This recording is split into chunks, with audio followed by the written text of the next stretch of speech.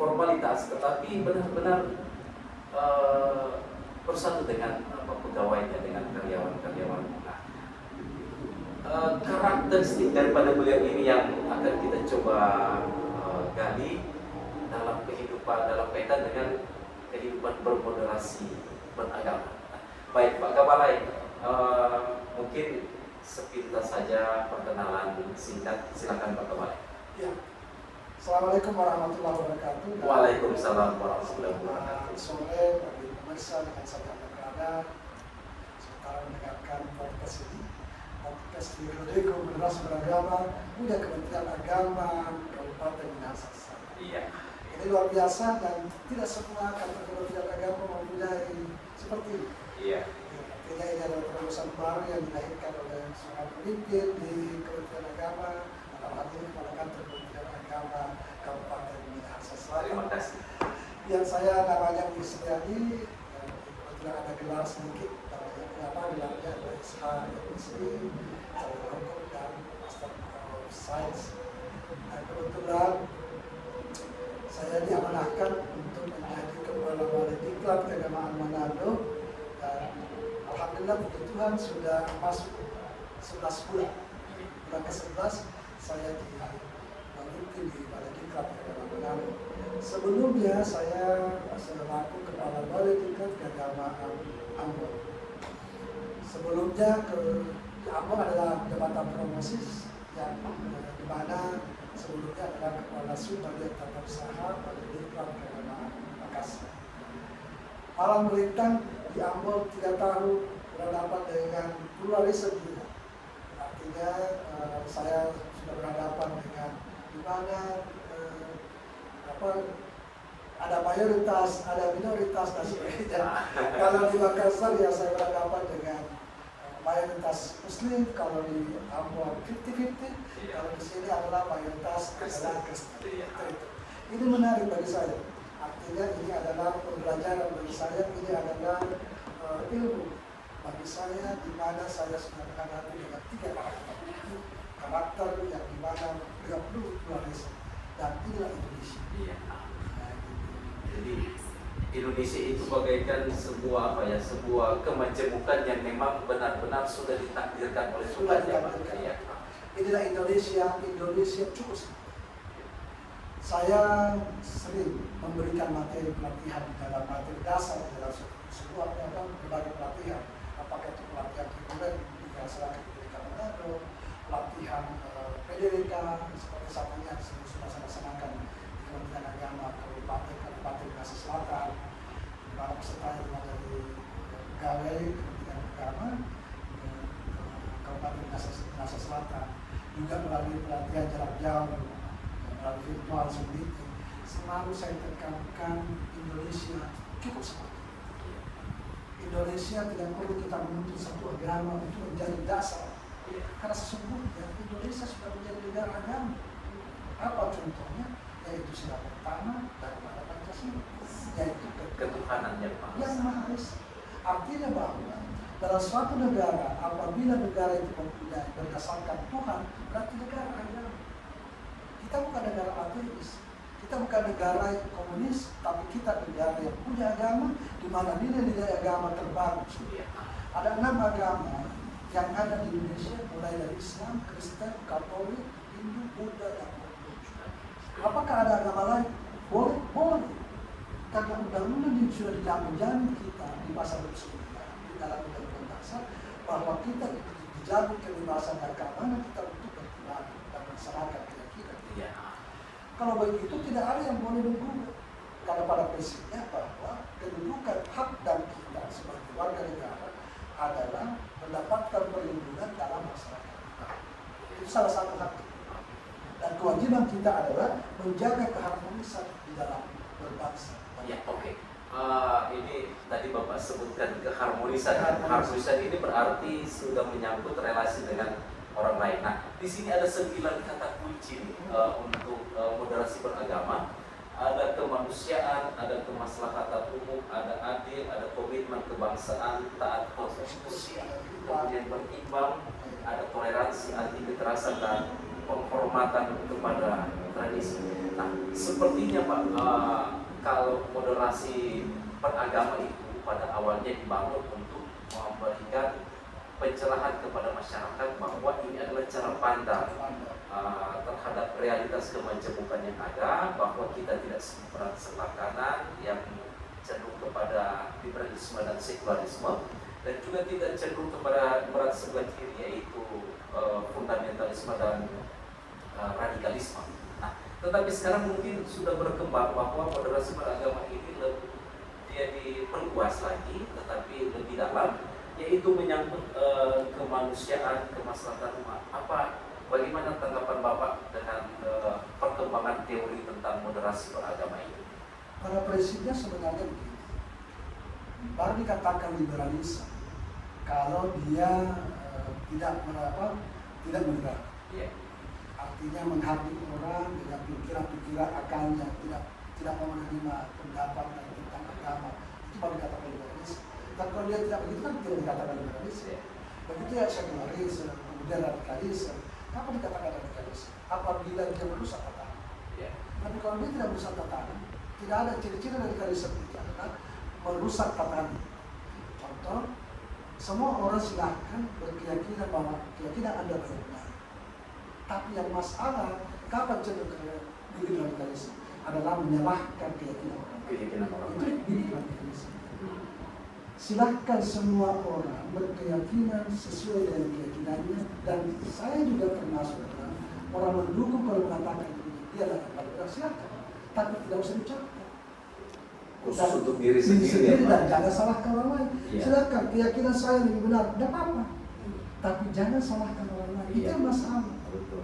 Nah, di dalam berkemanusiaan kita ini diperlukan adalah bagaimana mendudukkan kita berada di tengah-tengah wasatiyah. Artinya orang yang tidak menuduh orang lain, keyakinannya orang lain jelek atau salah. Iya.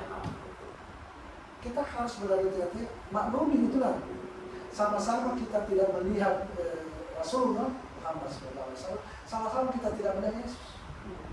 Jadi kalau sekarang ini pendapat kita adalah pendapat ibarat orang yang memegang gajah atau memegang sesuatu benda. Kalau seperti gajah umpamanya dia pegang ekornya, dikira gajah itu seperti ular. Kan gitu. Iya. Tapi pada prinsipnya kita ini adalah orang buta. Di mana kebenaran hakiki? Nanti Iya. kita akan ketemu di sana. Bapak adalah orang Kristen, saya adalah orang Muslim.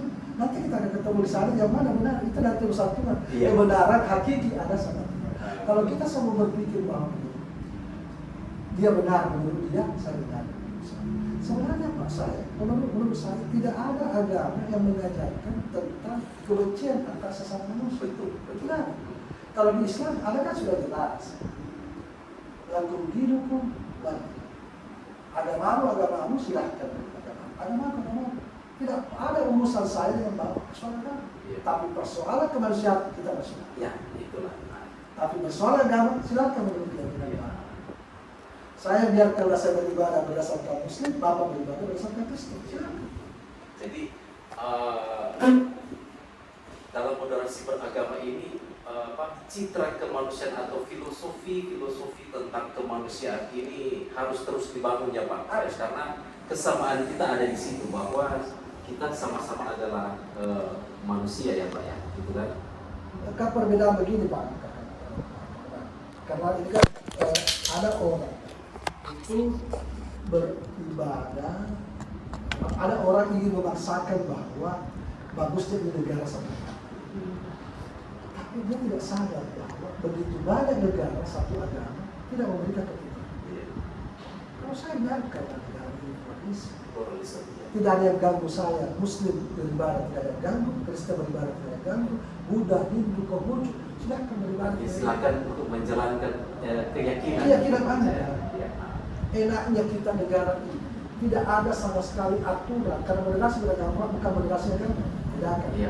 Saya tidak setuju kalau katakan moderasi agama. Yang ada adalah moderasi Beragama. dalam hal kaitannya sosial kemasyarakatan. Kita paham bahwa kenapa ada lahir moderasi agama.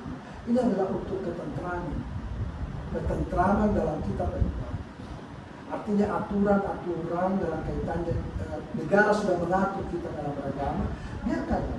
tapi tidak mengatur agama kita, tidak boleh. Iya. Negara tidak boleh mengatur agama kita. Negara mengatur beragama. Itulah sejak kenapa ditentukan tanggal merah, Natalnya libur, Iya. Idul Fitri libur. Itu kan negara sudah mengatur. Alangkah indahnya negara ini mengatur luar biasa agama. Cuma kita kan selalu ingin berego sendiri. Cuma kita ini selalu ingin merasa hebat sendiri. Iya. Selalu merasa benar sendiri. Jadi ada semacam fenomena, bukan fenomena, tetapi ada sebuah kenyataan untuk mengklaim bahwa saya yang paling benar, agama saya yang paling benar. Ada. Ya. Nah, makanya saya bingung. Nah. Sebenarnya saya tidak mengerti. Inilah susahnya kadang memang kan orang tidak dalam masing-masing. Iya. Memaknai agama, membaca agama dan aspek agama. Saya tidak paham tentang itu, tapi menurut pemahaman saya, ilmu yang saya, walaupun saya bukan ahli agama, tapi setidak-tidaknya sudah mengajarkan saya dengan tafsir-tafsir bahwa di dalam beragama sebenarnya tidak ada yang mengajarkan kepada agama, khususnya saya Muslim, mengajarkan bahwa kita harus membenci orang lain. Ini saja kata lakum dinukum itu sudah kembali kepada masing-masing. Persoalan agama nafsi-nafsi, tapi persoalan kebangsaan ayo kita bersama. Iya. Kita bangun negara ini dengan sebaik. Begitu ada agama Kristen, belum pernah ada dakwah dari Kristen, dari Buddha, Hindu dan sebagainya mengajarkan tentang kebencian antar sesama manusia. Tapi itu juga bukan persoalan juga antar, inter saja ada masalah. Bagaimana di Kristen ada sekte, Iya. di Islam ada namanya firqa atau Iya. golongan, ada masyarakat. Iya. Itu kan benar-benar. Jangankan itu masih ada orang yang mengharamkan sesama agama. Iya, betul. Apalagi antar inter saja ada masalah. Masalah ya. Ada di mana-mana. Ya. Bagaimana kemudian fenomena masih ada yang menggugat bahwa kelahiran Yesus bukan tanggal 25 Desember. Iya. Dan masih ada yang sampai perempuan. Itu kan sekte-sekte yang tapi itu pemandangan saya bahwa masih ada pandangan-pandangan orang yang ingin memaksakan kebenarannya padahal dalilnya sudah lengkap kan. Jadi sebagian menarik ini, artinya moderasi beragama ini bukan sebuah kalimat atau kata teknis ya yang asing bagi masyarakat. Bahwa sebenarnya moderasi beragama ini mau merangsang masyarakat untuk berpikir bukan hanya soal agamanya, tetapi ada hal-hal yang lain yang berkaitan dengan agama itu Sosial kemasyarakatan. sosial kemasyarakatan yang langsung terkait di dalamnya. Misalnya kita bicara soal kemaslahatan umum ya. Nah, bagaimana kita melihat bahwa agama ini menjadi pionir daripada persoalan kemaslahatan umum ini.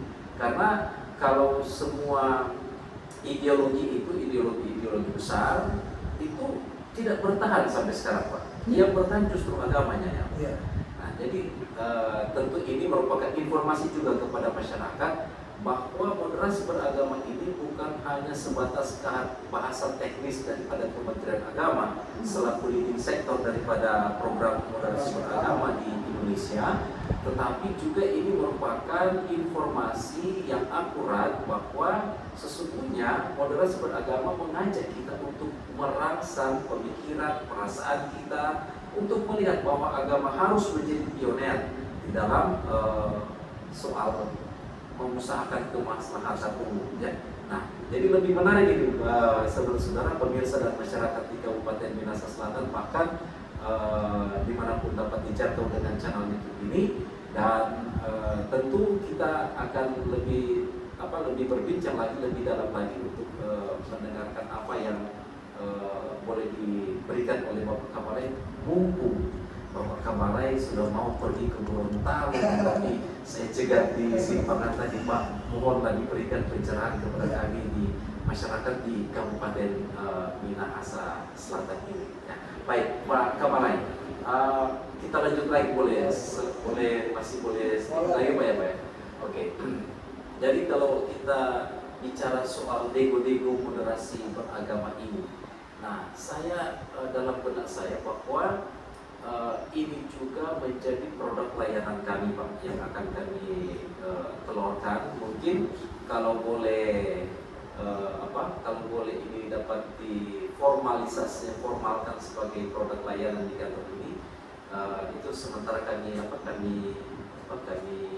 usahakan ya, agar supaya ini secara berkelanjutan ini dapat menjadi sarana atau media penyampaian informasi-informasi dari Kementerian Agama ya, juga termasuk informasi-informasi tentang bagaimana kehidupan umat beragama. Nah, ini yang mau saya tanyakan Pak.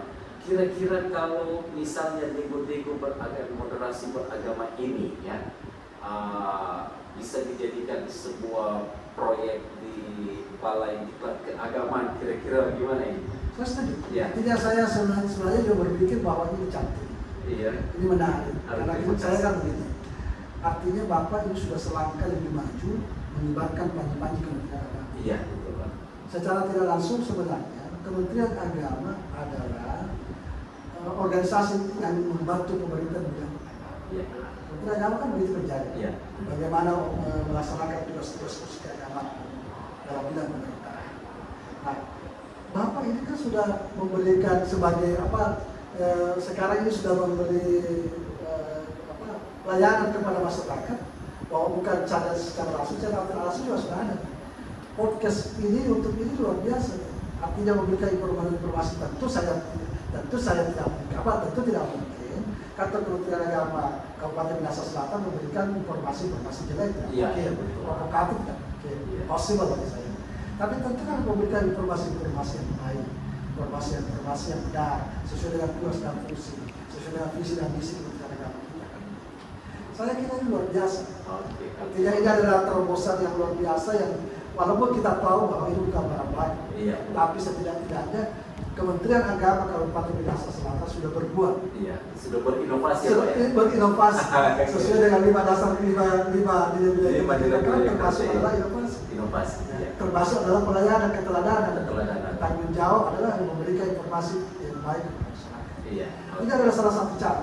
Iya. Cara yang terbaik, cara yang baik menurut saya. Walaupun masih mungkin ada yang terbaik Iya. untuk kepentingan daripada Kementerian Agama Minahasa Selatan untuk semakin berinovasi.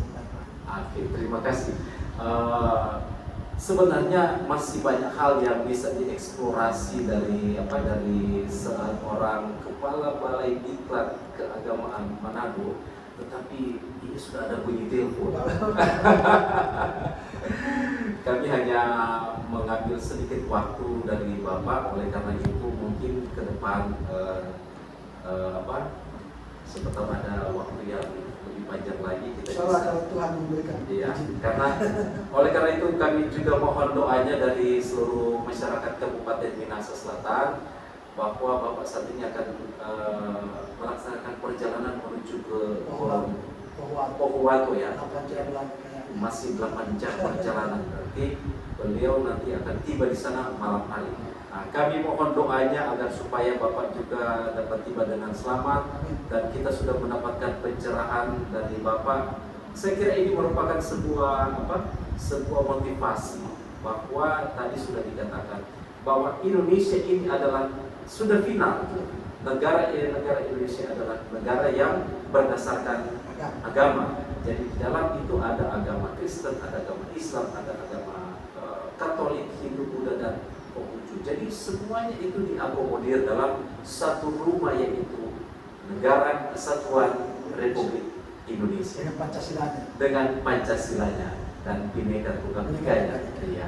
Jadi kita bersyukur, kita berterima kasih sekali kepada Bapak Kepala yang boleh menyempatkan diri untuk dapat terlibat di dalam podcast ini, dan saudara-saudara masyarakat Kabupaten Minahasa Selatan, kami akan mempersilahkan Bapak untuk melanjutkan kembali perjalanan ke Gorontalo. Terima kasih banyak Pak untuk waktu yang sudah disiapkan ini. Waktunya ini secara mendadak saja Pak, tetapi puji Tuhan, syukur alhamdulillah bahwa Bapak boleh memenuhi akan permintaan kami, permohonan kami untuk dapat melaksanakan podcast secara bersama. Lain kali kami boleh meminta waktu dengan waktu yang agak lebih banyak, karena masih banyak itu tadi baru kulit luarnya yang kita dengarkan ya, tetapi sudah sangat menyentuh dengan apa yang sudah dijelaskan tadi.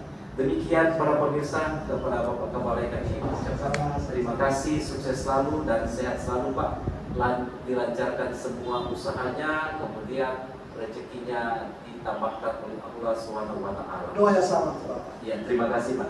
Demikianlah pemirsa masyarakat dimanapun berada, kita telah berbincang-bincang dengan seorang yang sangat spesial bagi saya, karena kebetulan memang saya kenal Bapak ini belum terlalu lama, tetapi kesannya sudah begitu mendalam bagi saya. Ya, oke, demikian kami sampaikan kepada Bapak terima kasih, dan kami sudahi akhiri tayangan podcast ini. Salam moderasi dan salam Pancasila. Negara Kesatuan Republik Indonesia adalah harga mati.